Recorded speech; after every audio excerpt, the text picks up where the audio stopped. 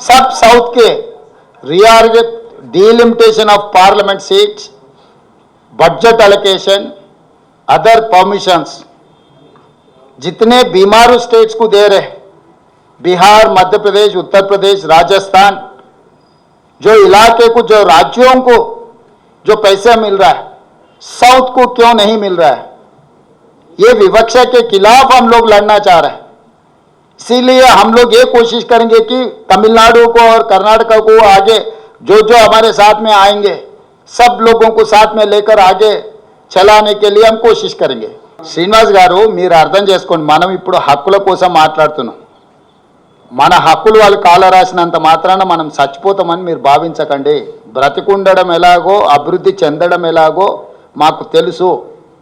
75 సంవత్సరాలలో దాదాపుగా 50 సంవత్సరాలుగా పైగా ఎన్నో వివక్షల్ని, ఎన్నో విపత్కర పరిస్థితులను ఎదుర్కొని పరిపాలనను అందించి దేశాన్ని ఆర్థిక సంక్షోభం నుంచి అభివృద్ధి పదం వైపు నడిపించింది కాంగ్రెస్ పార్టీ.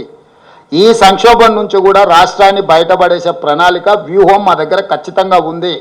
కానీ ఈరోజు మేము మాట్లాడుతున్నది మా హక్కులను నరేంద్ర మోడీ గారు కాల రాసిండ్రు. నరేంద్ర మోడీ గారు హక్కులను కాల రాస్తుంటే కిషన్ రెడ్డి గారు మౌనంగా తల వంచుకొని మోడీ గారి బానిసలాగా వ్యవహరిస్తున్నారు 8 మంది బీజేపీ పార్లమెంట్ సభ్యులు. ఈ విషయాన్ని మీకు తెలంగాణ ప్రజలకు వివరించడానికి పత్రికా సమావేశం ఏర్పాటు చేయడం జరిగింది. దీనికి సంబంధించి రేపు శాసనసభలో పూర్తి స్థాయిలో చర్చకు పెడతాము. ఇంతకుముందు మిత్రులు అడుగుతున్నారు కదా, ఎవరు అందరినీ కూడగట్టాలని. శాసనసభలో చర్చ పెట్టడం అంటేనే అందరినీ కూడగట్టడం అని.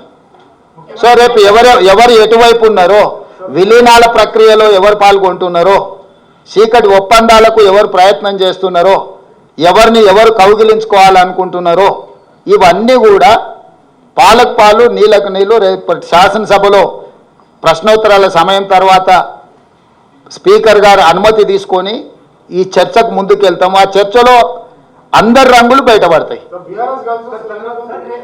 ఇక కలిసి వస్తారో కాలగర్భంలో కలిసిపోతారో నేను చెప్పలేను కదా. నేను అందరు కలిసి తెలంగాణ రాష్ట్ర హక్కులను సాధించుకున్నామని చెప్తున్నా.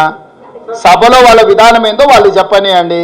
అందుకే ఈరోజు సూచన చేస్తున్నా ప్రధాన ప్రతిపక్ష నాయకుడు మాజీ ముఖ్యమంత్రి చంద్రశేఖరరావు గారికి తెలంగాణ హక్కుల మీద, తెలంగాణ నిధుల మీద కేంద్ర ప్రభుత్వం మీద ఒత్తిడి తీసుకొచ్చి రాబట్టుకోవాలని ఏదైతే రేపు సభలో చర్చ జరగబోతుందో వారు శాసనసభకు వచ్చి చర్చలో పాల్గొని కేంద్ర ప్రభుత్వాన్ని నిలదీసి రాష్ట్రాన్ని నిధులను, రాష్ట్రానికి అవసరమైన అనుమతులను సాధించడానికి వారు కలిసి రావాలి.